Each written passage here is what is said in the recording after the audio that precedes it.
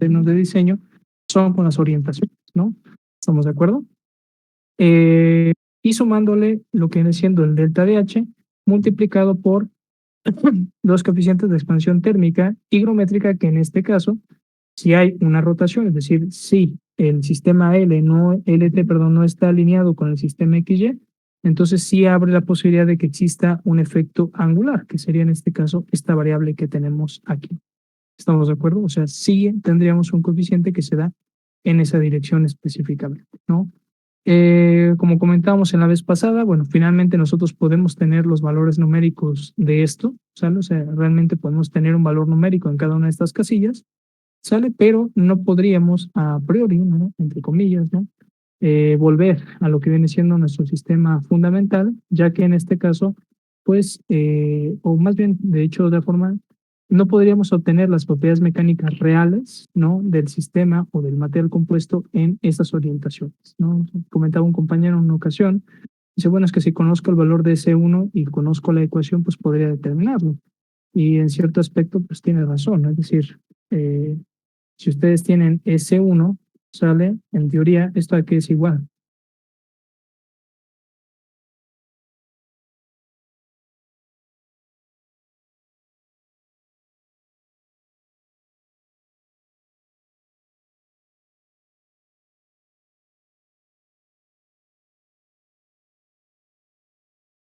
Aquí es igual, S1.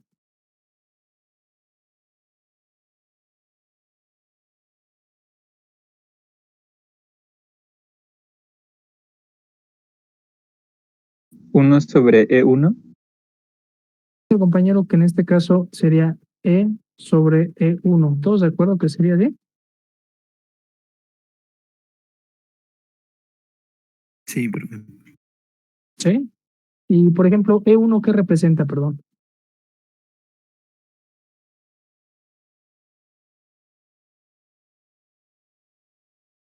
Sería el módulo de elasticidad longitudinal. Ok. Y cuando estamos en XY, estamos en el eje longitudinal.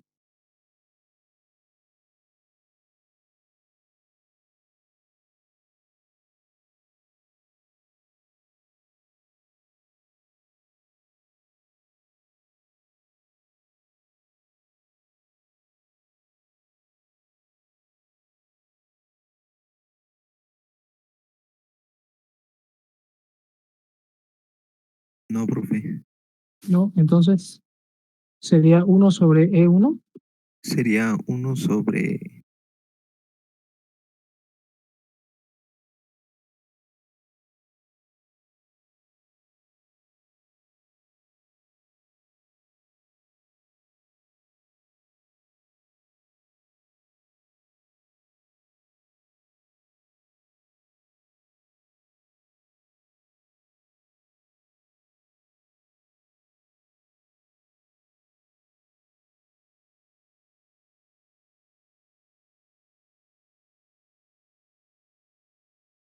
¿Sobre quién?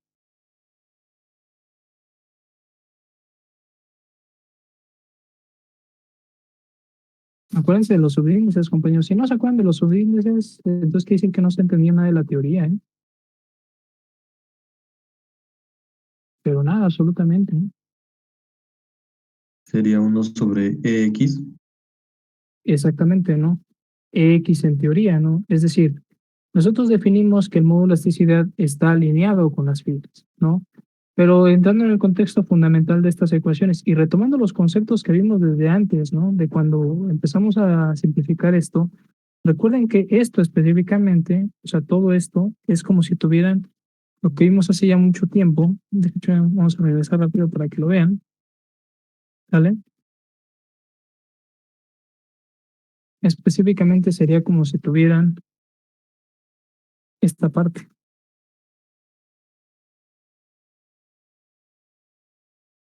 ¿cierto, no? Sí. Ok, entonces aquí viene la pregunta, ¿no? Si ustedes hipotéticamente tuvieran los valores numéricos de los resultados de cada una de esas ecuaciones, podrían determinar, entre comillas, las propiedades mecánicas del material compuesto, ya no los elementos que forman parte de la matriz de rigidez y de flexibilidad, ¿no? No, o sea, podrían calcular o determinar las propiedades mecánicas a priori del material compuesto en las direcciones globales.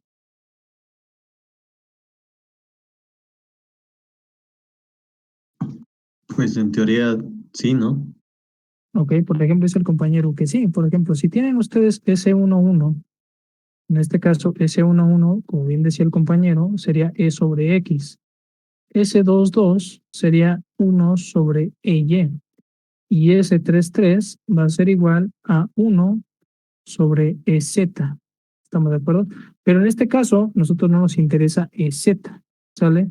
De hecho, aquí viene una situación interesante. Y es que recuerden que nosotros hicimos una simplificación de nuestra ecuación. O sea, la realidad es que la matriz fundamental sobre la que se sostiene todo, ¿sale? Si bien es esta, ¿no? Es la que ya obedece un material compuesto.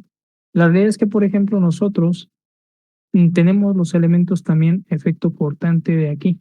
Es decir, dicho de otra forma, eh, si ustedes tuvieran las componentes, por ejemplo, de esa parte, realmente lo que ustedes tendrían sería S66, ¿no? Sí, S66 sería 1 sobre GXY.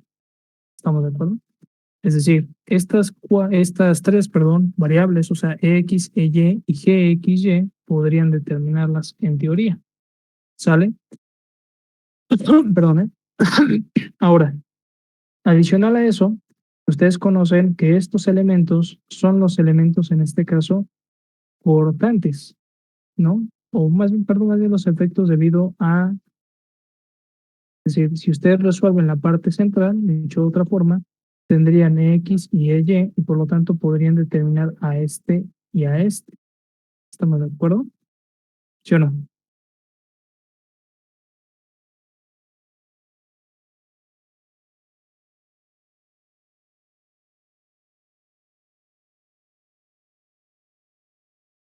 No.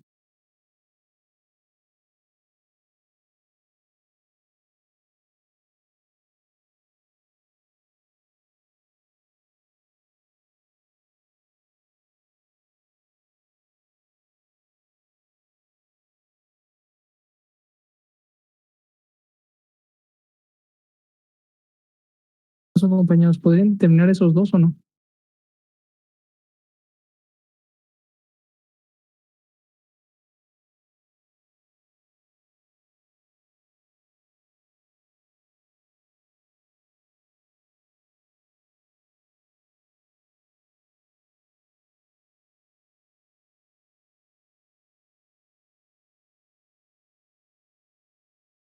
Compañeros, pueden determinar esas dos variables.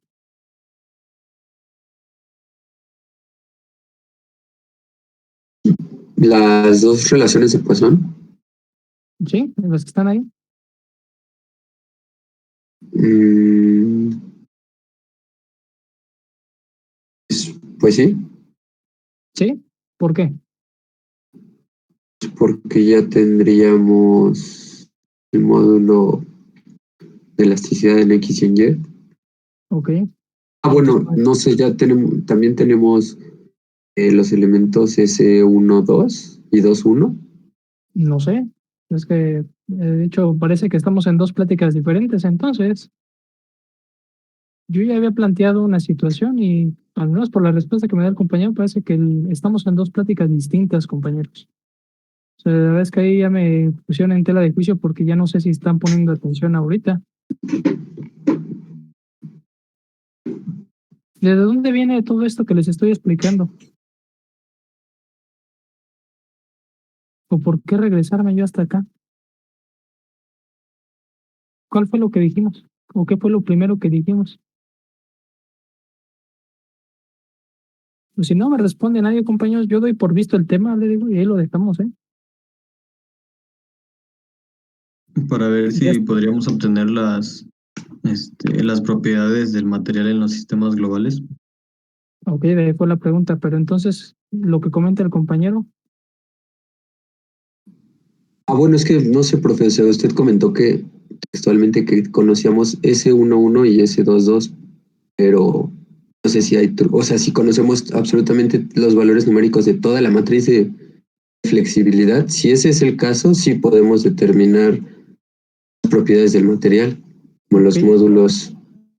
Pero entonces, ¿por qué había duda de que si se conocía S12 o S21?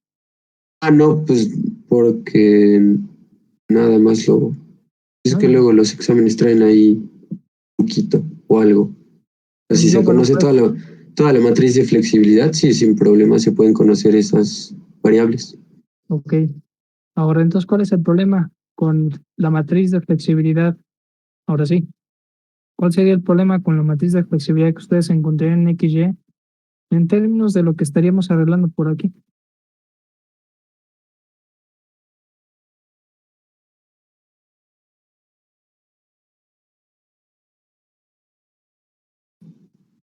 ¿Cómo que cuál sería el problema? Sí, o sea, por ejemplo, la matriz de flexibilidad, por ejemplo, que nosotros veíamos para el caso este, anterior, se compone de ciertos elementos fundamentales que están ahí específicamente, ¿sale? Pero que por simplificación nosotros hicimos que fueran cero, ¿cierto? ¿O no? Sí. Ok, entonces la pregunta es, si eso sucedió, por ejemplo, si yo tengo la matriz que presentamos más adelante con todos sus elementos fundamentales, ¿no? ¿Cuál es la diferencia o la situación que tendríamos si aplicáramos esta idea o este principio que tenemos aquí?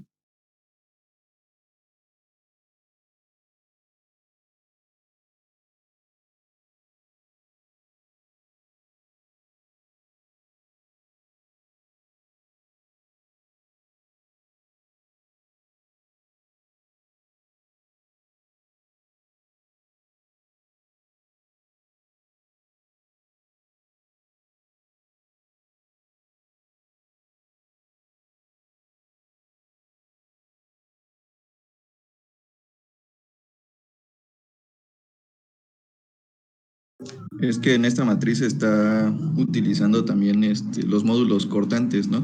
Y como habíamos visto que estos módulos cortantes se pueden determinar a partir de las dos propiedades anteriores, que son el módulo de elasticidad y la relación de Poisson. Ah, sí, sí, sí, pues eso ya se quedó claro. Lo que pregunto es, o sea, nosotros tenemos ciertos resultados en la matriz que yo les mostré. Cuando ustedes la transforman a XY, y ustedes lo vieron en los ejercicios que han hecho y en el examen, ¿sabe? Que cuando ustedes transforman la matriz del sistema LT a cualquier otra orientación, dicho de otra forma, la matriz completamente se llena. Es decir, ustedes contemplan o tienen o disponen de los 9 elementos específicamente, ¿no? De los 9 elementos que forman parte de la matriz de flexibilidad en el sistema XY. La pregunta es, en este caso, si nosotros tenemos eso, ¿sale? Pero nuestro planteamiento de nuestras ecuaciones fue este específicamente, ¿sale? ¿Cuál es la diferencia o cuál es la condición que no estaríamos determinando, por ejemplo, si valoras directamente las propiedades por aquí?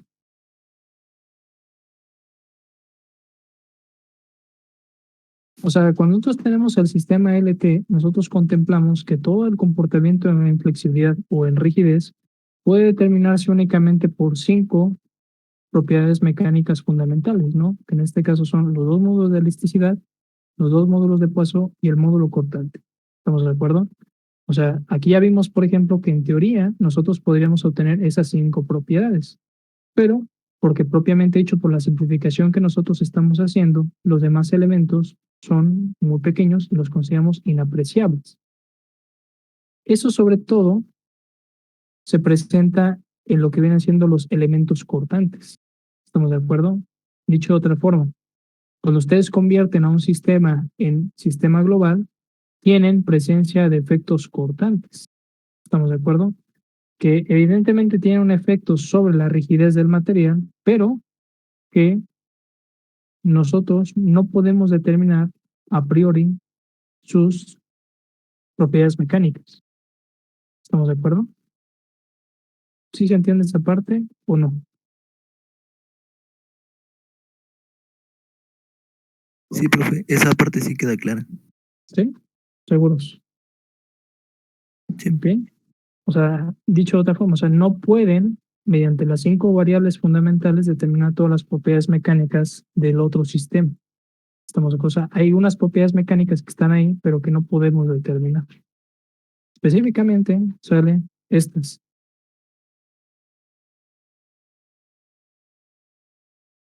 Estas no las pueden determinar. ¿Estamos de acuerdo? Entonces, no se considera por eso el proceso inverso, propiamente dicho, en la transformación de esfuerzos a partir de la matriz de flexibilidad o de la matriz de rigidez en el sistema XY. O sea, porque decía un compañero es que, o sea, es que yo podría representar el comportamiento mecánico de todo el sistema basado en esas propiedades, ¿no? Porque él veía esto, ¿no? Que aquí él lo vio claro, supongo que por la naturaleza específicamente del sistema. Pero si ustedes se dan cuenta, este S3 no es el S3 que tenemos arriba. Realmente este S3 es S6, ¿cierto? Sí. O sea, los elementos cortantes. Entonces, los elementos que ustedes no conocen o que no podrían determinar sus propiedades mecánicas fundamentales son de estos 4 elementos. ¿Estamos de acuerdo? O sea, si ustedes hicieran la simplificación, ¿no?, de estas variables y obtuvieran las 5 propiedades fundamentales que comentábamos, ¿sale? No podrían regresar a la misma matriz, ¿no? Que es en teoría el principio bajo el que lo fundamentaríamos, porque faltarían este efecto, este acoplamiento. ¿Estamos de acuerdo? Eso finalmente nada más insisto en las propiedades mecánicas que están por aquí, ¿sale? O sea, aquí hay unas propiedades mecánicas, ¿sale? Pero al menos en la parte lineal sí podrían de alguna forma determinarlo porque finalmente, por su naturaleza, esto simplemente son las inversas, en este caso, de las propiedades. Dicho de otra forma, de el módulo de elasticidad o longitudinal en X o un EX, EY, sale y GX específicamente, ¿sale? Pero que, insisto, no representan todo el espectro de propiedades mecánicas que, en teoría, el sistema podría tener en estas direcciones. ¿Estamos? Ahora, entendí esta parte, ¿sale? Entonces, podemos ahora, también como en el caso anterior, reinterpretar finalmente lo que viene siendo nuestro sistema considerando que puede haber una rotación o una variación cualquiera. ¿Estamos de acuerdo? Por lo tanto, si nosotros ahora quisiéramos conocer, en este caso, estas orientaciones, las podríamos conocer. ¿Estamos de acuerdo? Ahora, no obstante, igual que en el caso anterior, por ejemplo, de los comportamiento térmico en materiales compuestos, aquí también surge el concepto de rigidez térmica, de rigidez higrométrica, perdón, sale igual que en el caso de la rigidez térmica, tendríamos rigidez higrométrica, sale, que en este caso, bueno, tiene una naturaleza finalmente similar al concepto que ya habíamos visto. ¿Estamos de acuerdo? ¿Cómo se define este concepto? Exactamente igual como lo hicimos en el caso anterior. Primero que nada, lo fundamentamos en el sistema de ejes LT, ¿sale? Por lo que retomamos entonces la ley generalizada de Hooke, que es esta, ¿sale? Y nuestro principio de superposición, que sería este específicamente. Aquí ya despejando lo que viene siendo específicamente las deformaciones mecánicas de las deformaciones totales. ¿Estamos de acuerdo? Entonces, aplicando en este caso las igualdades, ¿sale? Lo que tendríamos es que ahora el esfuerzo en LT va a ser igual a la matriz de rigidez, perdón, LT por las deformaciones LT mecánicas, ¿sale? Y esto sería igual a específicamente la matriz de rigidez LT que multiplica, ¿sale?, a los dos sistemas. ¿Estamos de acuerdo? Esto es interesante porque noten desde dónde se está haciendo la simplificación del sistema. O sea, no lo hacemos directamente desde la rigidez, porque en el caso anterior se da a entender muchas veces que nosotros lo que hacemos es sustituir directamente esta parte, ¿sale? ¿Estamos de acuerdo? No, realmente el fundamento correcto es que esto obedece solamente al comportamiento mecánico. Entonces, dicho de otra forma, tenemos esto específicamente, ¿sale? Y después tendríamos esto específicamente. ¿Estamos de acuerdo? Entonces, es por eso que se da esta condición. ¿Estamos? ¿Sale? Entonces, tenemos que la rigidez en LT multiplicada por las deformaciones totales del sistema menos la rigidez en LT multiplicando las deformaciones en el sistema LT higrométrico. Igual que en el caso anterior, si desarrollamos esta parte, específicamente el elemento higrométrico, tendríamos que los esfuerzos mecánicos van a ser igual a la parte total, si de alguna forma, es decir, los esfuerzos totales, ¿estamos de acuerdo? ¿Sale?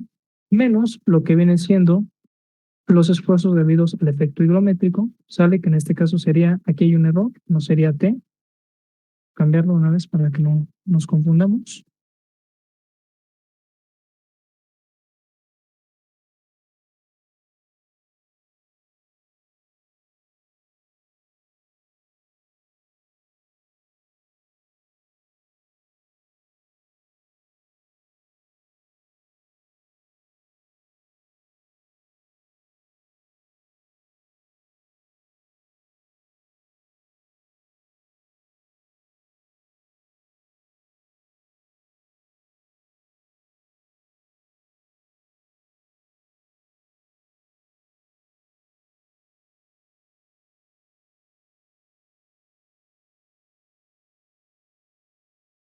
Listo, ¿sale? Más bien sería H.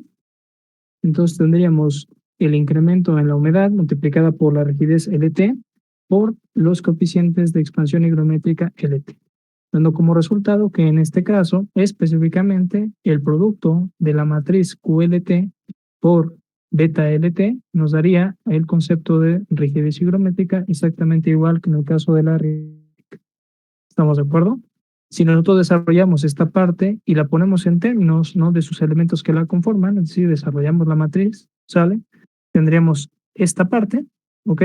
Donde aquí se evidencia, ¿no?, el concepto que mencionaba yo previamente, que multiplica al coeficiente de expansión higrométrica longitudinal y el coeficiente de expansión higrométrica transversal. ¿Estamos de acuerdo? Y por su naturaleza, evidentemente, siempre el efecto cortante, al menos en LT, será cero. ¿Estamos de acuerdo? Ahora, finalmente sale, entonces podemos decir que los esfuerzos aplicados a una lámina de material compuesto utópica, considerando los efectos térmicos en un sistema LT, será igual a esta ecuación que tenemos aquí, ¿no? Toda definida en términos de lo que viene siendo la rigidez higrométrica en la parte final, más bien, perdón, y en la parte inicial, pues definida por la rigidez misma, ¿no? O la rigidez total, o dicho de otra forma, bueno, no la rigidez total, la rigidez del material, pero que multiplicada por las deformaciones reales o totales del sistema, nos daría los esfuerzos totales a los que está sometido en este caso el material compuesto. Es decir, realmente estos, o sea, lo que ustedes obtienen aquí nada más, en esta multiplicación, son los esfuerzos totales. ¿Estamos de acuerdo? O sea, si hubiera un estado de esfuerzo, ustedes determinaran un estado de esfuerzo específicamente total al que está sometida a la placa, serían estos realmente. ¿Estamos de acuerdo? O sea, estos serían los esfuerzos totales a los que está sometida la placa y estos solamente serían los esfuerzos mecánicos. ¿Estamos de acuerdo? Entonces eso es importante porque después vamos a retomar estos conceptos para la teoría de falla. ¿Estamos de acuerdo? Ahora, para determinar los esfuerzos aplicados en una lámina ortotópica material compuesto y considerando los efectos higrométricos fuera de los ejes, ¿sale? O sea, tendríamos que considerar el sistema global. Es necesario repetir exactamente el mismo procedimiento que hicimos para los efectos térmicos. Por lo tanto, hacemos el mismo planteamiento, ya mucho más simplificado, de lo que vienen siendo los conceptos que ya vimos previamente para efectos térmicos. No los voy a repetir, ¿sale? Solamente recordar en este caso que restableciendo que por su naturaleza, recuerden que la rigidez térmica es, bueno, por ponerle unidades megapascales sobre grados centígrados, que realmente son sus unidades, los manejamos propiamente dichos bajo el concepto de, en este caso, esfuerzos. O sea, finalmente nos trabajamos bajo el concepto de esfuerzo. ¿Estamos de acuerdo? Entonces, como finalmente lo manejamos o tiene unidades de esfuerzo, entonces podemos aplicar entonces la matriz de transformación T. Pero más allá de eso, o sea, no solo por las unidades, recuerden que esto se debe principalmente a que la temperatura, ¿estamos de acuerdo?, no se modifica con el cambio de orientación. ¿Estamos de acuerdo? O sea, no es porque son nada más porque sean esfuerzos, sino más bien como la temperatura no cambia con orientaciones, entonces por eso finalmente podemos aplicar este principio fundamental. Entonces, la rigidez higrométrica, en este caso de XY, va a ser igual a la matriz T que multiplica la rigidez higrométrica en LT. ¿Estamos de acuerdo? Que si desarrollamos finalmente esta expresión en su totalidad, obtendríamos el siguiente resultado. ¿Estamos de acuerdo? Específicamente que es una ecuación que nos permite de manera directa obtener lo que vienen siendo las rigideces en la rigidez térmica, perdón, de cualquier material compuesto, es decir, cualquier lámina, ¿sale? A partir de los valores originales o en este caso los coeficientes de expansión higrométrica del material compuesto específicamente. ¿Estamos de acuerdo? Donde pues estos elementos pues forman parte de las componentes, ¿no? La rigidez térmica axial o en X, la rigidez térmica transversal o en Y, ¿sale? Y la rigidez térmica angular X. ¿Estamos de acuerdo? Ahora, Profe, ¿entendías perdóname que lo este? interrumpa, Ajá, pero es que atrás dos láminas, recuerda que estaba hablando de los esfuerzos sí, en la anterior. Ahí mero. Se supone que el esfuerzo desde un momento, o desde un inicio eran los mecánicos, ¿no? ¿Por qué comentó que ya eran los esfuerzos totales? estos. O sea, si tú obtienes esto si lo obtienes tú, dada la naturaleza, representarían los esfuerzos totales del sistema Ah, o claro, de sí. placa. Sí, o sea, digamos, es por principio. Lo que pasa es que en el argot de la teoría de materiales compuestos, el término esfuerzo específicamente, esta parte, siempre se ha atribuido o siempre se generaliza para las cuestiones mecánicas, por su naturaleza y por su fundamentación física específicamente. Pero no obstante, si tú multiplicas esto, pues estos te dan esfuerzos, ¿no? Que son, en teoría, y dada el arreglo que tenemos, los esfuerzos totales que serían resultado tanto de los efectos mecánicos, o sea, el estado de esfuerzos total del material debido a los esfuerzos mecánicos y, bueno, específicamente en este caso, a los esfuerzos higrométricos. Eso mismo pasaría en el caso anterior. ¿Estamos de acuerdo? Sí, sí, ya. Gracias, profe. Ok, perfecto. Ahora, por lo tanto, si nosotros simplificamos esta parte y recordando los elementos que ya teníamos, entonces tendríamos que los esfuerzos mecánicos en XY van a ser igual a la matriz de rigidez en XY multiplicada por las deformaciones en XY, ¿sale? Donde recordemos que en este caso estos pueden ser parámetros de entrada, ¿no? Finalmente, ¿sale? Basados en nuestro sistema global, que sumarían, o a los que se les sumaría, perdón, el incremento de humedad multiplicado por la rigidez higrométrica en XY también. ¿Estamos de acuerdo? En este caso, se pueden obtener mediante las ecuaciones anteriores. Como resultado, entonces tendríamos finalmente ya en un arreglo matricial total lo que viene siendo esta expresión específica. ¿Estamos de acuerdo? ¿Dudas por ahí?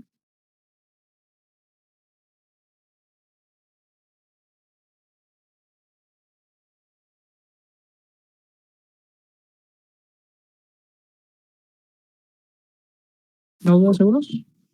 Profe, como en la lámina anterior ya ve que dijo que las deformaciones en XY podían ser datos de entrada.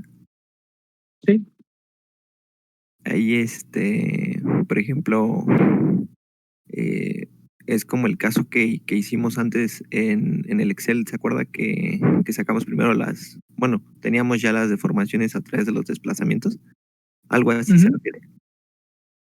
Bueno, lo que pasa aquí es que lo que hay que entender es sobre todo el concepto fundamental de las deformaciones. Es decir, recuerden que las deformaciones, por ejemplo, son propiamente dicho los cambios que en este caso, o las microdeformaciones, los cambios que sufre el material en base a las cargas que ustedes les apliquen.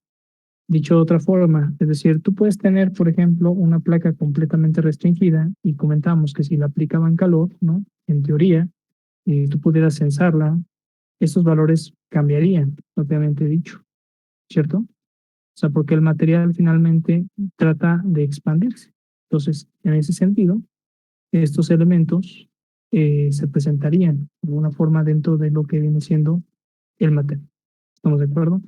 Eso se fundamenta sobre todo en el sentido de que si ustedes le incrementan la temperatura a un material que está propiamente dicho digamos, restringido en todas sus caras, sale, empieza a ejercer una fuerza es decir, empieza a ejercer fuerzas de reacción o digamos pues sí, de reacción debido a ese incremento de temperatura, es decir, están estresando el material debido al incremento de temperatura al que lo somete. ¿Estamos de acuerdo? Entonces, por ejemplo, en una prueba de tensión, o sea, si ustedes hicieran una prueba de tensión en un laboratorio, los resultados que les da la máquina, resultado de la celda de carga directamente, pues realmente son estas, ¿sale? ¿Estamos de acuerdo? O sea, las totales, ¿ok? No las mecánicas. ¿Por qué las totales? Porque finalmente la probeta está expuesta aquí.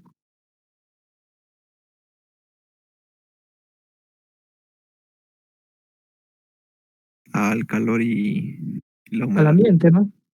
Bueno, está expuesta al ambiente, ¿no? Estamos de acuerdo en decir, a una cierta humedad, a una cierta temperatura, y que si bien a lo mejor las variaciones pueden ser pequeñas, ¿sale? Lo que sí está demostrado es que si ustedes hacen una prueba o la misma prueba en condiciones, por ejemplo, de vacío, ¿no? ¿Sale?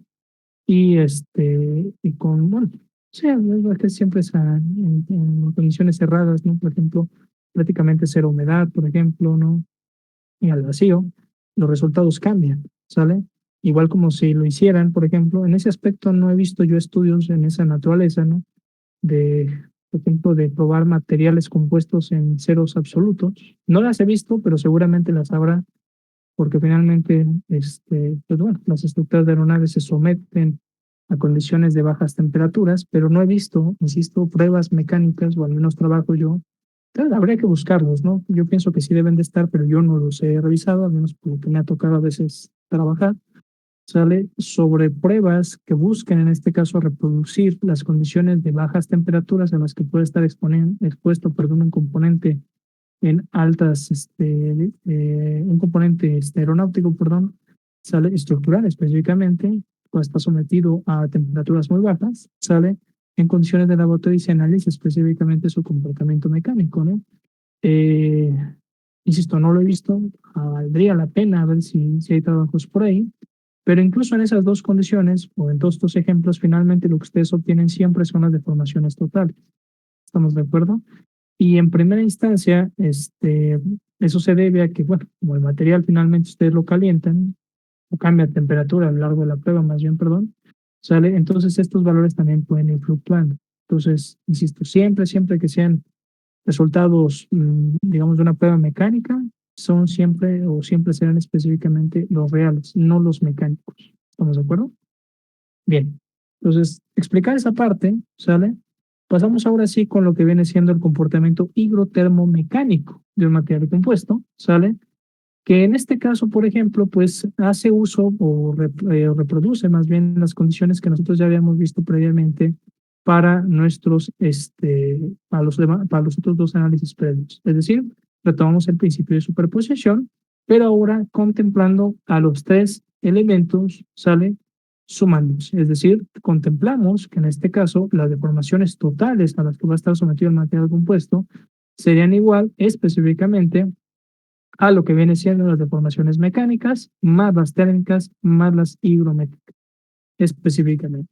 ¿Sale?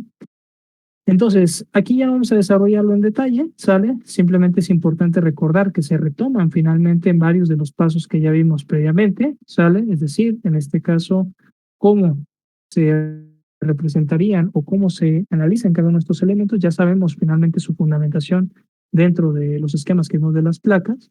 Por lo tanto, a partir de esa parte podemos decir específicamente que las deformaciones totales de una lámina de material compuesto en el sistema LT van a ser igual a la matriz de flexibilidad LT por los esfuerzos mecánicos en LT, más el incremento de temperatura por los coeficientes de expansión térmica en LT, más los coeficientes, perdón, el incremento de humedad, ¿sale?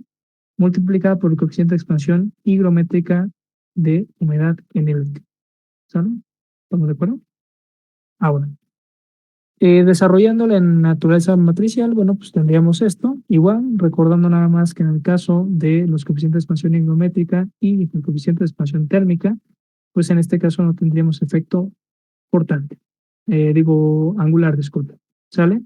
Entonces, por lo tanto, esos elementos quedan o serían igual con cero, es decir, todo el comportamiento angular, ¿sale? O la deformación angular quedaría completamente recargada al efecto mecánico, específicamente, en el caso del LT, ¿sale? A su vez, si hacemos este replanteamiento de estas mismas ecuaciones, pero en términos del sistema XY, tendríamos la misma ecuación que vimos al principio, ¿sale? Bueno, en la diapositiva anterior, más bien, perdón, ¿sale?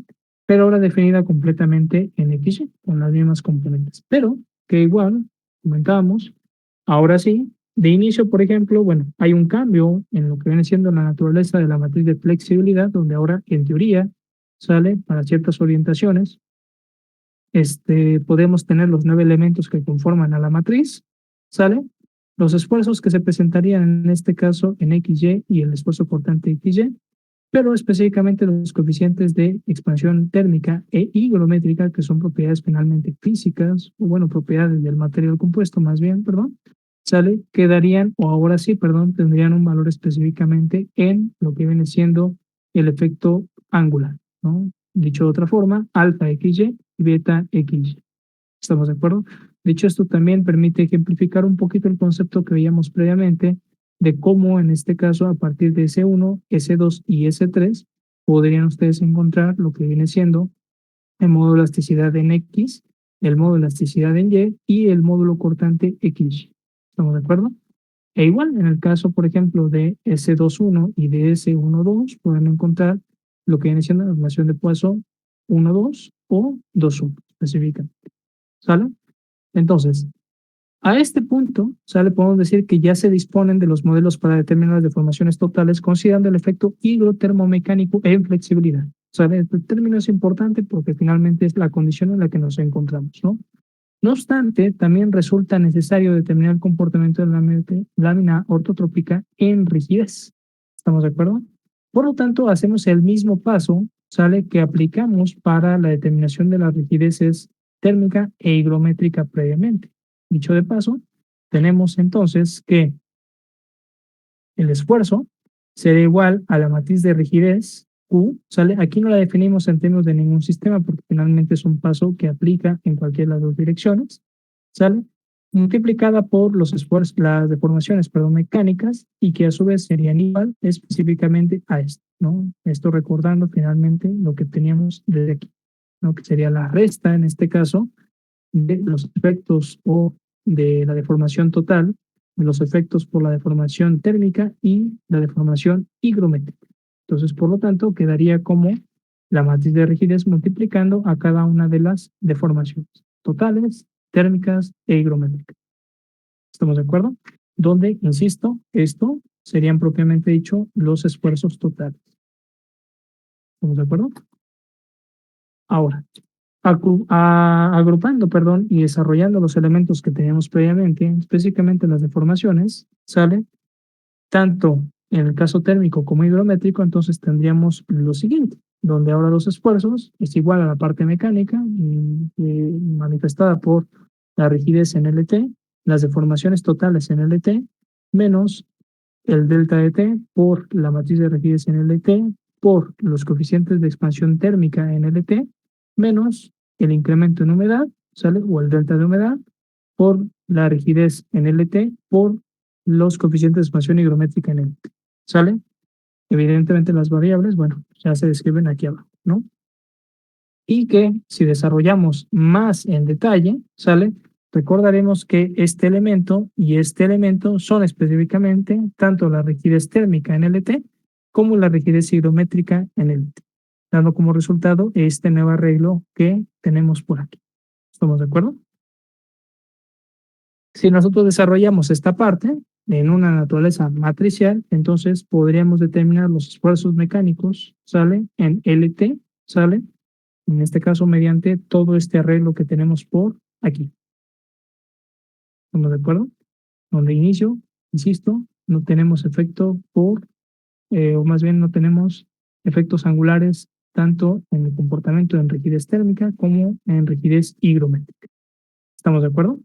Entonces, ya disponemos de esta parte y se vuelve a presentar la misma incógnita que ya teníamos previamente, y es que, bueno, normalmente estas ecuaciones deben de ser planteadas, ¿sale? Con el objetivo de que podamos pasar de un sistema LT a un sistema XY o viceversa. ¿Estamos de acuerdo? Entonces, bajo ese aspecto o bajo ese esquema, pues planteamos lo que viene siendo primero el sistema en XY, que sería exactamente la misma ecuación que tenemos aquí, simplemente ahora en términos del sistema de ejes XY, insisto, ¿sale? Desarrollando tendríamos el elemento de abajo, ¿sale? Donde ahora sí tendríamos los 9 elementos de la matriz en teoría, ¿sale? Y también tendríamos efectos en rigidez térmica e higrométrica que traerían como resultado deformaciones angulares. ¿Estamos de acuerdo? Ahora, perdón, esta sería la última. ¿Sale? Entonces, no sé si tengan alguna duda hasta aquí.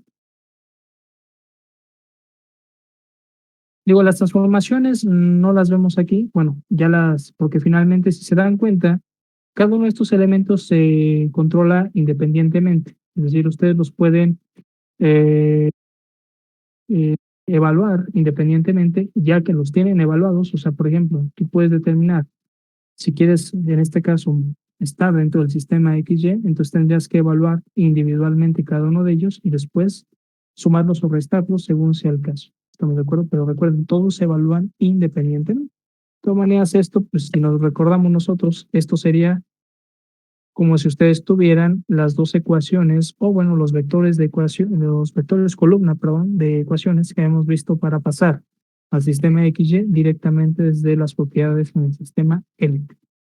¿Estamos de acuerdo? ¿Alguna duda que tengan por ahí?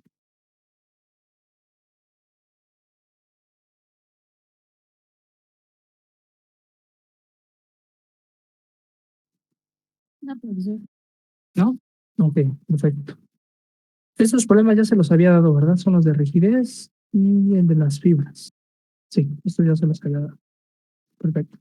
Muy bien. Y ya. Vamos a empezar entonces ahora con el tema de resistencia y falla en materiales compuestos, ¿sale? Que en este caso pues es, bueno, si nos alcanzamos empezaríamos a algo de estratificados, pero eso ya lo vamos avanzando más adelante, ¿sale? En este caso, el tema de resistencia y falla en materiales compuestos contempla principalmente todas las teorías de falla que se tienen definidas actualmente o aceptadas actualmente, no todas quizá en su mayoría, pero sí las más importantes desde un punto de vista teórico, para evaluar en este caso la resistencia de un material compuesto. Es importante el concepto de resistencia porque esto sobre todo viene del inglés, es decir, eh, cuando ustedes ven, por ejemplo, propiedades mecánicas, específicamente el módulo elasticidad, la relación de Poisson o el módulo cortante, pues son, valga la redundancia, o sea, propiedades mecánicas del material compuesto.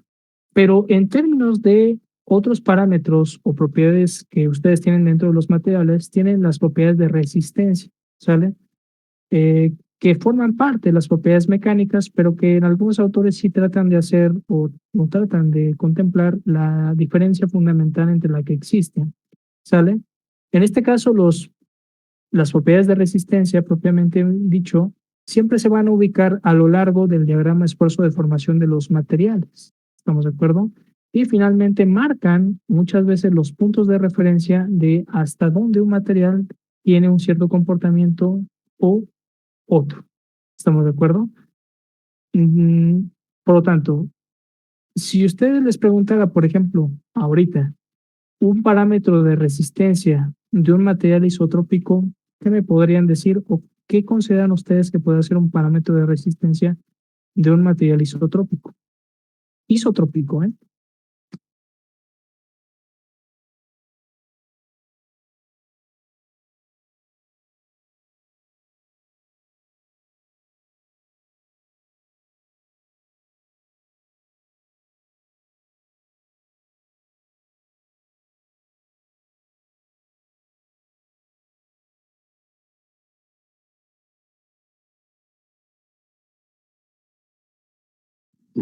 Podría ser la carga que resiste a tensión, por No, ejemplo.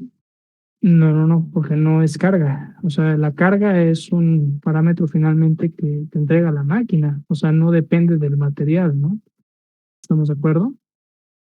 Y no sé si se Mm, entendió la diferencia. O sea, la carga te la da, te la da la máquina. O sea, la máquina te dice, estoy aplicando tanta carga.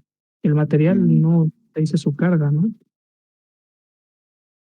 Entonces podría ser el esfuerzo de excedencia, por ejemplo, del material. Exactamente, ¿no? Por ejemplo, el esfuerzo de excedencia, ¿no? ¿Qué pasa si un material alcanza su esfuerzo de excedencia? Comienza a deformarse de manera permanente. De manera permanente, ¿no? Por ejemplo, ahora imagínense el caso de que ustedes tuvieran, por ejemplo, un engrane, ¿sale? El engrane, por ejemplo, para poder llevar a cabo su función requiere que, pues en este caso, su forma se mantenga, ¿cierto? Si la distancia entre los dientes deben de tener un cierto paso definido a partir del diámetro primitivo, ¿no? Y para que en este caso la transmisión de potencia o la transmisión de velocidad, etcétera, ¿no? Se lleve a cabo de forma, digamos, correcta, pues en teoría él debe de mantener esas formas, ¿no? Que finalmente están toleradas durante todo el tiempo. Pero en el momento en el que un diente del engrane, por ejemplo, alcanza el esfuerzo de excedencia, lo dice bien el compañero, se deformaría permanentemente. Por lo tanto, ahora, por ejemplo, si estuviera girando hacia la derecha, ¿no? Es decir, hacia acá, estuviera haciendo un movimiento de este tipo, ¿sale? En teoría, el diente, que originalmente podríamos plantear que estuviera así, por ejemplo, ¿sale? Debido a que está deformándose plásticamente, en teoría lo que estaría haciendo es lo siguiente.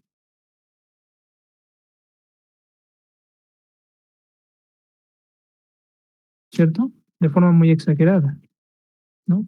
De hecho, vamos a ponerlo más contexto. Vamos a ponerlo así, en esta forma y así. ¿Sale? Entonces, si ahora el diente hace esto, ¿sale? Es evidente que la distancia que en su momento pudo haber existido con el diente de adelante, es decir, en este caso hay un pequeño espacio entre ellos y después empieza el siguiente diente, ¿no? Entonces, la distancia que hay de aquí hacia acá, ¿sale? Ahora ya no es la misma, ¿no? Este vendría siendo el paso, ¿no? Paso diametral. Ponen PD casi siempre, PD. Y ahora ese paso diametral de inicio, por ejemplo, ahora estaría movido diametralmente hablando y en el contexto del diámetro primitivo, bueno, el diámetro primitivo se parte siempre del diámetro, la redundancia del engrane, ¿no? Entonces, simplemente lo que tendríamos de una perspectiva, si bien la deformación, y al menos como esto sucede, ¿no? Que se estaría haciendo para acá y habría una especie como de chaparramiento, ¿sale? Que es un efecto real que sucede en el engrane. Realmente a lo que a nosotros nos interesaría sería esta variación, ¿no? Este elemento que aparece aquí, que sea la variación del paso de diámetro. ¿Estamos de acuerdo? Entonces, en este caso es evidente que un engrane que se deforma plásticamente ya no llevaría a cabo su función de la misma forma o de la misma o con la misma eficiencia. ¿Estamos de acuerdo? Entonces, por eso es que en el caso de los materiales metálicos, en su mayoría, por ejemplo, que se analizan y se han analizado como materiales isotrópicos, por eso es que siempre aparecen conceptos como viene siendo la teoría de falla de von Mises o la teoría de falla de Tresca o la del esfuerzo principal también, ¿no? O la del cortante principal. Hay diferentes teorías de falla, ¿no? Pero que todas siempre toman en consideración un parámetro o trabajan sobre un parámetro de resistencia específicamente. En el caso de la de von Mises, que es quizá la más famosa, los esfuerzos de von Mises es una combinación lineal de los esfuerzos axiales, ¿sale? Es decir, de lo que se forma en el círculo de Mohr, si se acuerdan del círculo de Mohr, ¿no? De los esfuerzos principales del círculo de Mohr, o sea, esfuerzo 1, esfuerzo 2 y esfuerzo 3.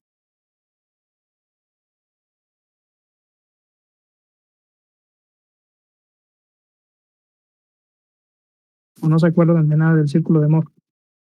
Sí, profe. ¿Sí? Ok. Y por ejemplo, ustedes, no sé, cuando vieron el círculo de Mohr, ¿cómo lo vieron? ¿Lo vieron como un plano con dos círculos o lo vieron de otra forma? Al menos en mi caso era con dos círculos, profe. ¿Sí? ¿Alguien más vio una forma adicional o alternativa del círculo de Mohr? En 3D, más bien, perdón.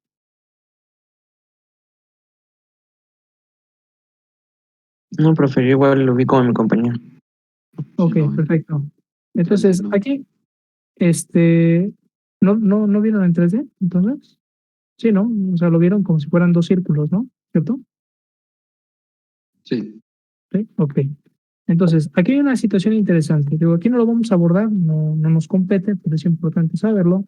El círculo de Moore que ustedes vieron en 3D es una simplificación del círculo de Moore 3D real. Es decir, el círculo de Moore que ustedes ven es un círculo de Moore en esfuerzo plano. ¿Estamos de acuerdo? Que es, o más bien en el plano. ¿Estamos de acuerdo? Que si bien, o dicho de otra forma más correcta, es una condición de deformación plana. ¿Estamos de acuerdo? Porque finalmente sí tienen el esfuerzo 3, pero el esfuerzo 3 es una combinación del esfuerzo uno y 2, ¿no? ¿Cierto? Lo vieron así, ¿no?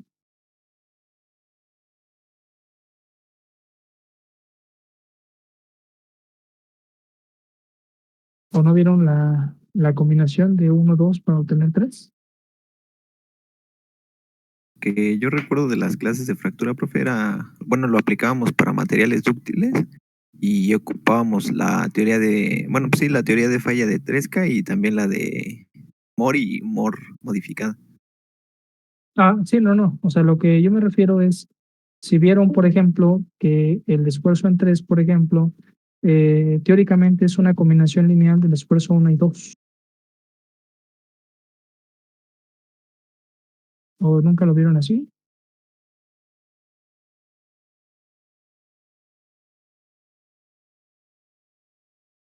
Sí, ¿no? Que era en base a los radios de los círculos. Exactamente. En base a los radios, los círculos determinaban el último. Entonces, insisto, realmente el círculo de Moore que ustedes vieron es el círculo de Moore 3D simplificado, es decir, en una condición de deformación plana específicamente. Y se veía así porque ya ven que en el caso de fractura se analizaban independientemente lo que viene siendo el estado de esfuerzos o la distribución de esfuerzos en la punta de la grieta, en la parte central, y la distribución de esfuerzos en en las paredes, que es en este caso específicamente los límites de la probeta, en la CT, ¿no? Que le llamaban, siendo más o menos así las probetillas, así, lo tenían así, descentradas. Sí, eran las probetas CT, ¿verdad?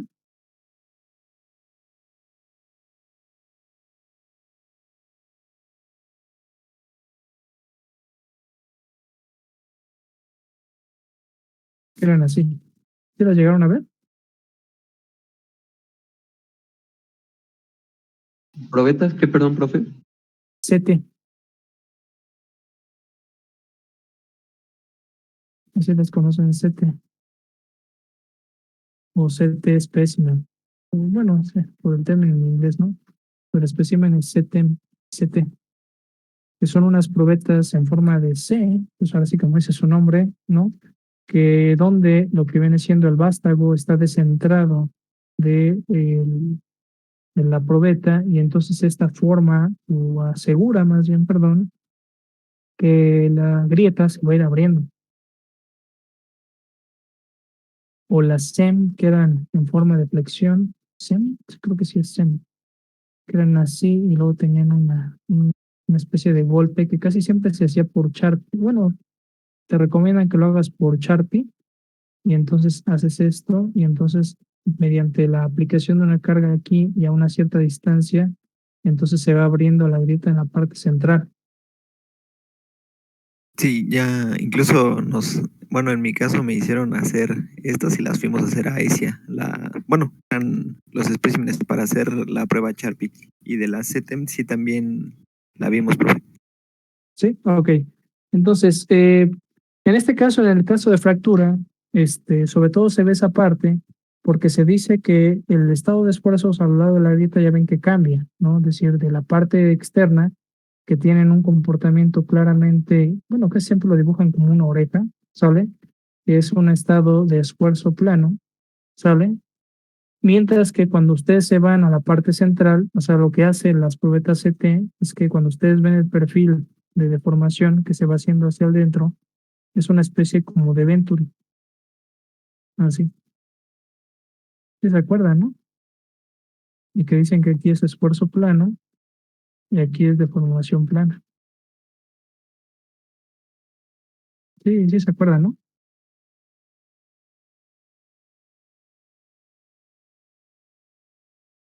Sí, profe. ¿Sí? Ok.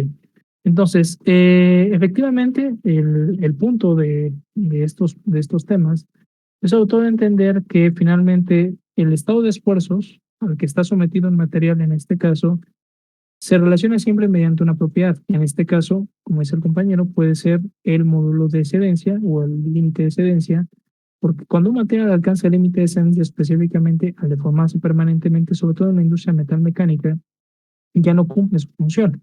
Ahora, aquí hay dos fundamentos, porque finalmente en la fractura, o sea, la teoría de fractura, por ejemplo, y la teoría clásica mecánica, que es la que obedece prácticamente todo el diseño de maquinarias, ¿no? Es decir, aquí hay como dos polos, no digamos encontrados, sino que realmente en un término real, la fractura es un término más avanzado de lo que vemos aquí. En el caso de muchos elementos mecánicos, como vienen siendo engranes, no poleas o cualquier otro elemento de transmisión mecánica, donde principalmente su función radica en proveer un cierto movimiento y que ese movimiento debe ser preciso, ¿sale? La deformación permanente de los componentes contempla que esa función ya no se pueda llevar a cabo. Por lo tanto, siempre en un concepto teórico, digamos, de este tipo de teorías, siempre va a ser el límite de excedencia o el IS, ¿sale? ¿Sale? El que siempre se va a tomar como referencia. Mientras que en el caso de fractura, por ejemplo, ya se empieza a trabajar más bien dentro del aspecto de la no linealidad. Es decir, cuando tengan el comportamiento elastoplástico, se empieza a contemplar entonces, y esto se sabe finalmente, ustedes lo han visto en los materiales, realmente los materiales, la mayor energía o la mayor cantidad de energía la van a absorber en su rango plástico, no en su rango elástico. ¿Estamos de acuerdo? Desde una perspectiva, la fractura contempla un esquema más allá, es decir, contempla que el material ya llegó a la deformación permanente, ¿vale? Dado que si tienes un concentrado de esfuerzos, eso hace que, por ejemplo, una punta de grieta, pues el esfuerzo se vaya infinito, y entonces eso trae como resultado que en teoría, en una sección muy pequeña alrededor de esa punta de grieta, el material no solo ha cedido, sale en términos de, insisto, de excedencia, ¿sale? Sino que aparte está comenzando a fracturarse. ¿Estamos de acuerdo? So, incluso en teoría, por muy pequeña que sea la carga, ustedes estarían haciendo eso, ¿no? En teoría, la realidad es que no sucede así, pero de que existe una concentración de esfuerzos, pues existe. Ahora, en este sentido, por ejemplo, ambas teorías, si bien, por ejemplo, se fundamentan, ¿no?, en conceptos diferentes y en límites de resistencia, ¿sale? La teoría en ambos casos, o el fundamento, es que no se debe de alcanzar, ¿sale?, esos puntos de referencia, o el IS, ¿sale?, o el UTS, que es el Ultimate Tensile Strength, ¿sale? ¿Ok? El IS, acuérdense que es el Yield Strength, de hecho de ahí viene la Y, ¿no? Y finalmente tenemos el de ruptura, ¿no? O rupture strength, ¿no? O fracture strength, también algunos más lo denominan. Solo que en teoría de fractura creo que le dan otros nombres a veces para que no se confunda con el concepto de fractura como tal, que es la fractura catastrófica, valga la redundancia, del componente. Bien, entonces todo esto finalmente radica en que nosotros conocemos parámetros de resistencia que normalmente son menores por unidad, ¿sale? O en términos de sus unidades fundamentales, a lo que vienen siendo las propiedades mecánicas del material, es decir, el módulo de elasticidad, ¿sale? El módulo cortante específicamente, ya que representan puntos específicos en el diagrama de esfuerzo de formación y que debemos de evitar que cualquier componente, ¿sale?, alcance esos valores. O sea, dicho de otra forma, cuando ustedes analizan el estado de esfuerzos, nosotros buscaríamos que en ninguna parte de nuestro componente se alcance un esfuerzo tal cual, ¿sale?, que llegue, en este caso, al esfuerzo de excedencia. En el caso de los esfuerzos de von Mises, por ejemplo, los esfuerzos de von Mises, que es una combinación lineal de los esfuerzos axiales, ¿sale? En este caso, ustedes suman todas sus aportaciones individuales, ¿sale? Y ese lo comparan contra el esfuerzo de excedencia, es decir, ustedes ven los esfuerzos de von Mises y los comparan con el esfuerzo de excedencia. Si en algún lado tu estructura, tu componente, tu pieza, o como quieran verlo, alcanza o tú encuentras un valor en ciertas zonas, o tan simple como eso, tú determinas que los esfuerzos son superiores al esfuerzo de excedencia, entonces quiere decir que el componente, en teoría, va a fallar. ¿En qué naturaleza? En el sentido de que se deformaría permanentemente. ¿Estamos de acuerdo? No obstante, tanto la teoría de von Mises como la de Tresca, todas estas que tenemos, sobre todo contemplan una cuestión importante, y es que todos los esfuerzos en todas las direcciones son iguales. Las propiedades no cambian con la dirección, cosa que en un material compuesto no sucede, ¿sale? Nosotros sí tenemos variación de propiedades, y eso hace necesario entonces que se hagan o que se propongan teorías de falla específicas para materiales compuestos, ¿sale? Esto ha resultado especialmente complicado, si bien hoy en día todavía se sigue trabajando con eso, ¿sale? Hoy en día todavía los modelos de teorías de falla que se disponen no son del 100% fiables, ¿no? Dada la complejidad muchas veces en la naturaleza de los materiales compuestos en términos de su resistencia, es decir, la estimación muchas veces de esas propiedades, ¿no? Y de cómo se relacionan, pues hace que todavía sea un tema en desarrollo el cómo evaluar o cómo en este caso estimar si un componente en material compuesto va a resistir. Hay múltiples factores, ¿no? Algunos más importantes que otros, que de hecho finalmente es por eso que las teorías se decantan por ellos, pero que al tener la situación de que las propiedades cambian, ¿sale? Una situación interesante es que nosotros hemos visto que los materiales compuestos, el efecto cortante puede presentarse, ¿sale? Simplemente con el cambio de con un cambio de orientación respecto de las cargas. Entonces, ¿qué es lo que sucede? Cuando ustedes analizan un material en Bohr-Mises o con esfuerzo de Bohr-Mises, contemplan solamente los efectos axiales. Dicho de otra forma, solo los esfuerzos de escala. ¿Estamos de acuerdo? Por lo tanto, solamente se comparan contra las condiciones de tensión, es decir, en este caso, el esfuerzo de cedencia. Pero al material compuesto, al tener diferentes orientaciones y propiedades diferentes en las orientaciones más bien, entonces no puede ser caracterizado por una sola propiedad de resistencia. ¿Estamos de acuerdo? Porque de hecho, en la teoría, bueno, no en la teoría, perdón, en la práctica, los materiales compuestos, perdón, pueden fallar por cortante. O sea, hacer que el material compuesto pase las condiciones de tensión y transversal, o sea, su efecto en el eje longitudinal y en el transversal pase, pero que en el cortante pueda fallar. Entonces, eso hace, o hizo necesario, perdón, que se desarrollaran un conjunto de teorías específicas para estos materiales. ¿Estamos de acuerdo? Ahora, en este caso, la resistencia de los materiales compuestos, si bien, por ejemplo, hay diferentes métodos para estimarlas, tanto evidentemente desde una perspectiva completamente experimental, que es finalmente la que se recomienda, también ha habido modelos empíricos que se han desarrollado, por ejemplo, a manera similar a la teoría de mezclas, ¿sale? O sea, prácticamente idéntica, ¿sale?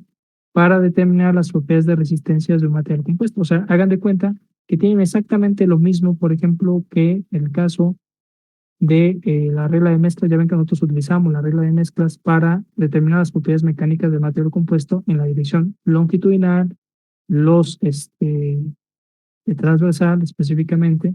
Bueno, una situación, bueno, no idéntica exactamente, más bien, ¿sale? Pero muy parecida, se utiliza precisamente para determinar las propiedades de resistencia de los materiales compuestos. Es decir, hay unos medios que se han empleado por regla de mezclas, ¿no?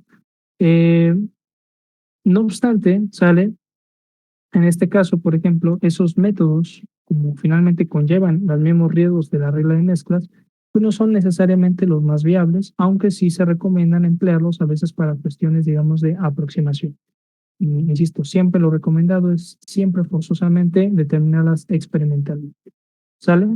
Ahora, por otro lado, también las teorías de falla, como decía, en materiales compuestos, pues son material o tema todavía que se encuentra en desarrollo, ¿no? Y no son del todo precisas, ¿sale?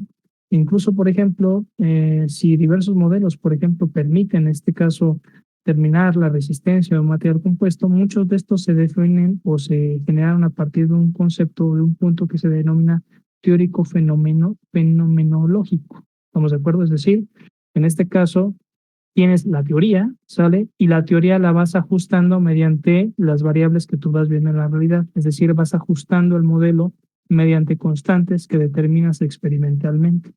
¿Estamos de acuerdo? No sé si más o menos se entiende esa parte.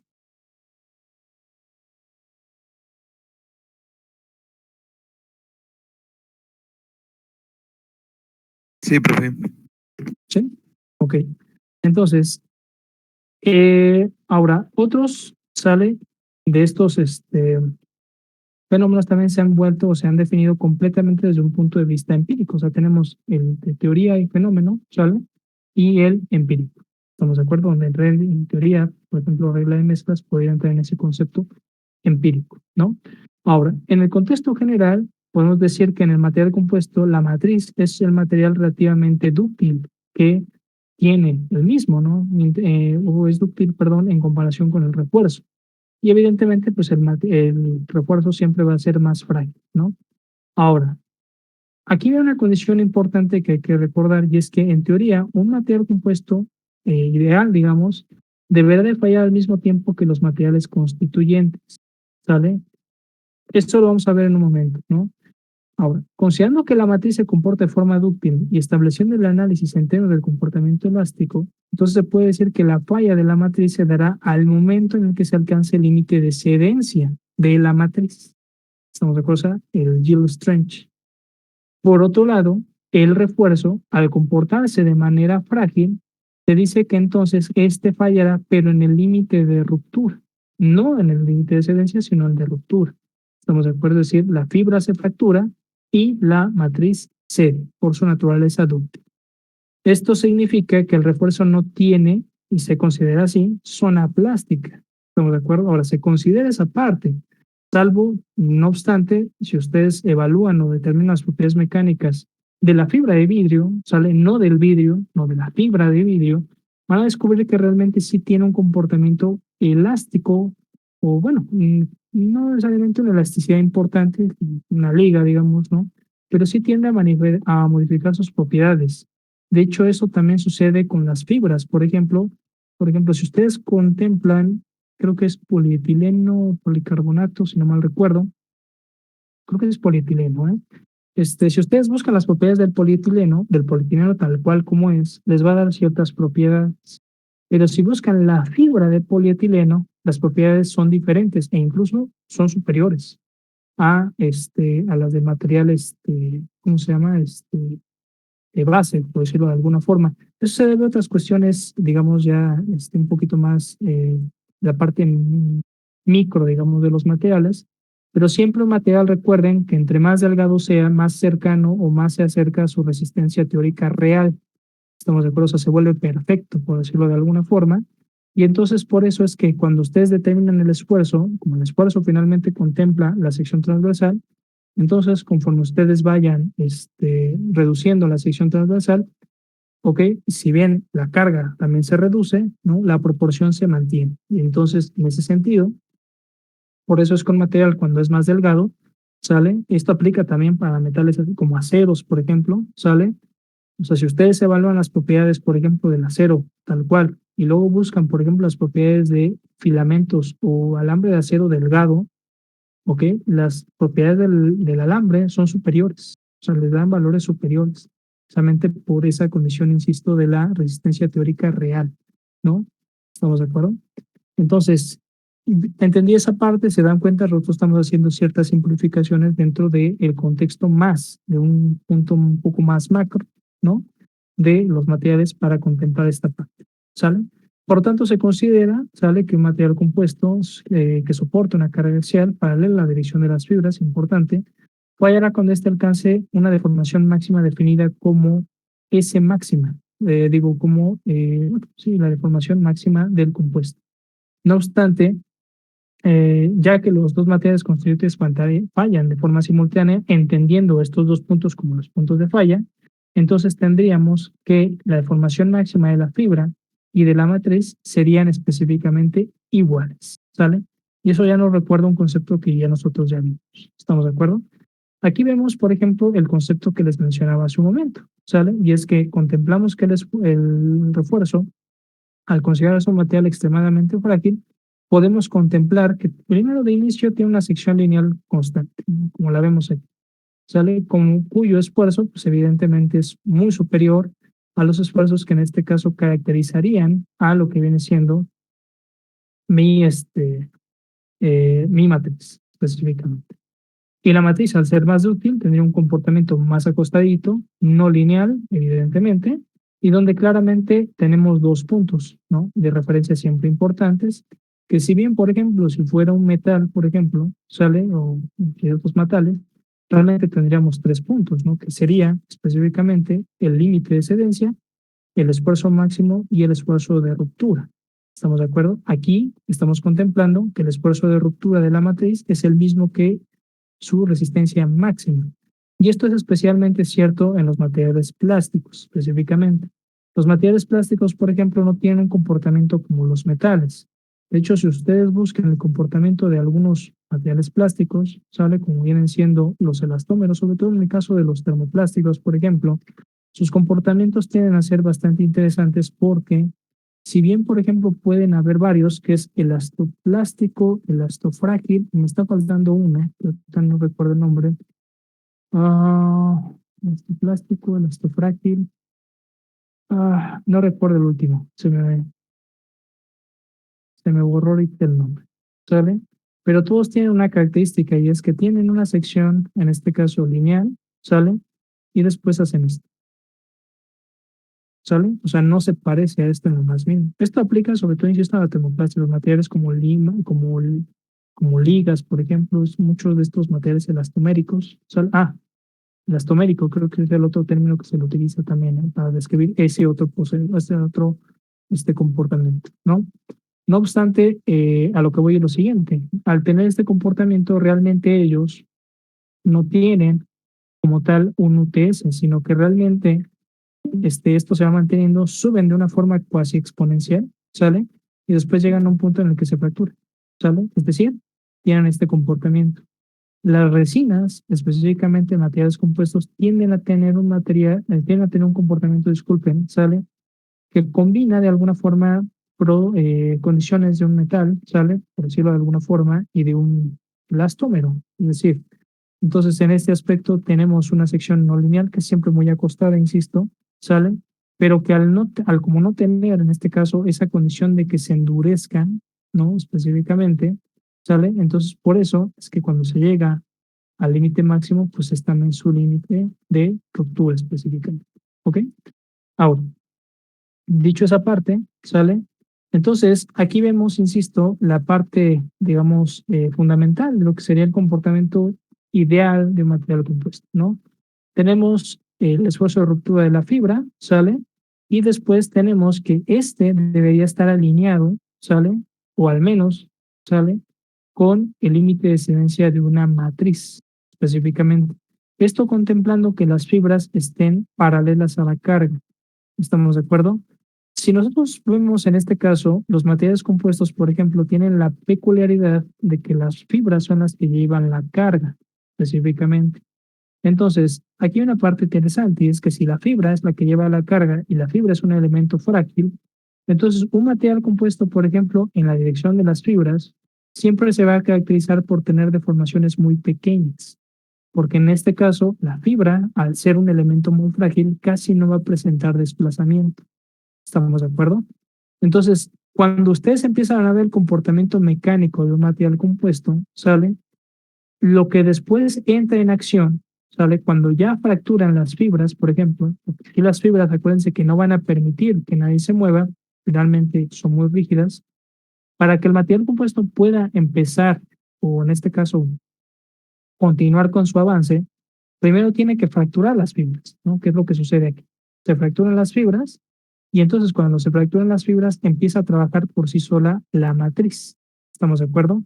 Lo cual trae como resultado, en este caso, que se dé un comportamiento interesante porque finalmente lo que hace un material compuesto es esto, que se asemeja mucho al comportamiento de un material metálico. Si bien en el diafragma de esfuerzo de formación el comportamiento es muy parecido a un metal, la justificación teórica es diferente. Y es que lo que sucede es que casi todo esto sale, esta parte se debe a la interacción finalmente de fibra con matriz. Es decir, la matriz finalmente busca mantener a la fibra en su posición y las fibras, pues al tratar de cambiar de posición, o sea, tratar de alinearse con la carga, empiezan a tener como conflicto, por decirlo de alguna forma, y entonces por eso empiezan a dar un comportamiento no lineal. ¿Estamos de acuerdo? Similar al de un metal, insisto. Cuando ustedes llegan en teoría a este punto, ¿sale? ¿Ok? Eso es resultado de que finalmente, que es importante, esta es la propiedad del material fundamental, o sea, de la fibra y de la matriz. ¿Estamos de acuerdo? O sea, porque realmente este punto no es el mismo punto máximo de fractura. Eso no sucede, porque realmente la sección transversal está compartida entre fibras y matriz. ¿Estamos de acuerdo? Entonces, como ahora está compartido, entonces, pues evidentemente, pues hay una proporción, ¿no? De hecho, esto va a cambiar, estos comportamientos cambian dependiendo del porcentaje de fibra y de matriz que ustedes tengan. ¿Estamos de acuerdo? Entonces, llega este punto que es donde teóricamente las fibras ya no pueden más, se fracturan y entonces empieza a trabajar la matriz, pero la matriz no tiene la capacidad de carga que tienen las fibras. Entonces, ¿qué sucede? Baja. Se deforma tan rápidamente, ¿sale? Que presenta el mismo fenómeno que un metal, que el metal o sea, pasa a ser UTS y el metal se empieza a deformar más rápido de lo que se endurece y ya no puede mantener el incremento de carga. Entonces, aquí no sucede eso, no se está endureciendo nada. Lo que pasa es que como no tiene la capacidad de recargar, de cargarlo, dan de cuenta es como si yo estuviera tirando, como si ustedes estuvieran tirando de alguien, ¿no? Y de repente, de este juego de las cuerdas, ¿no? Y como que la mitad dijeran, ¿saben qué? Pues ya me cansé, ¿no? Y de repente sientes, ¿no? Que te vas, ¿no? ¿Estamos de acuerdo? Te han vencido, ¿no? Es lo mismo que sucede en el material, por eso se da esa caída de alguna forma en el comportamiento. ¿Estamos de acuerdo? Esto es interesante porque esto sucede en un material que está alineado. A 45 grados, por ejemplo, eso no sucede. Y es que en 45 grados los materiales compuestos siempre van a demostrar que tienen un comportamiento todavía más dúctil, algo más o menos así. ¿Estamos de acuerdo? ¿Por qué se debe esto? Principalmente porque cuando ustedes recargan a un material cuyas fibras no están alineadas, lo que va a suceder primero es que falle la matriz. ¿Estamos de acuerdo? O sea, mientras que aquí finalmente fallaría primero la fibra y luego la matriz, aquí pasa al revés. ¿Sale? Aquí falla primero la matriz, ¿sale? Porque la matriz, ¿qué es lo que evita? Que las fibras se muevan. Pero las fibras, por su naturaleza, ellas van a tratar de alinearse con la carga. Eso es un efecto natural que ellos tratan de hacer. ¿Estamos de acuerdo? Entonces, cuando usted se carga en un material a 45 grados, lo primero que falla es la matriz. ¿La matriz quién? La circundante a las fibras, que al fallar la matriz, después las fibras, ¿qué es lo que hacen? Se alinean. ¿Estamos de acuerdo? Y en ese proceso de alineación, normalmente lo que sucede es que puede que venga una pequeña caída porque a veces es muy repentino, ¿sale? Pero normalmente en esa parte viene una caída y luego vuelve a subir la carga, resultado de que finalmente el sistema se vuelve a estresar de repente. O sea, de repente no sintió nada, que vence la matriz, las fibras se alinean, permiten ese movimiento hacia arriba, que trae como resultado una gran deformación, estamos de acuerdo, o sea, se incrementa muchísimo la sección de daño, ¿sale? Y de repente, ¡pum!, se vuelve a subir la carga porque vuelve a sentir que el sistema se vuelve a tensar. ¿Tensado por quién? Por las fibras que ahora ya estarían alineadas con la carga. ¿Estamos de acuerdo? Y entonces se daría una situación como esta, pero ya no de la misma naturaleza, porque ahora ya no tenemos matriz que cuando las fibras se fracturen nos ayuden a esta parte. ¿Estamos de acuerdo? No sé si más o menos se ha entendido esta parte. Sí, profe. ¿Sí? Muy bien. Entonces lo vamos a dejar hasta aquí, compañeros. Continuamos la siguiente clase para terminar ya con el tema de teoría de falla, ¿sale? Es importante que bueno, ahorita ya tenemos las ecuaciones de comportamiento hidrotermodinámico, las vayan programando, las vayan acoplando a sus cálculos, ¿sale? Para que pues puedan sumar en este caso ambos efectos para las condiciones del cálculo de una lámina de material compuesto, ¿sale? Sí, profe. Sí, profe. Perfecto. Muy bien, compañeros. Entonces, insisto, lo dejamos hasta aquí y nos veríamos el próximo viernes. Hasta luego. Gracias, profe. Hasta luego. Hasta luego. Gracias, profe.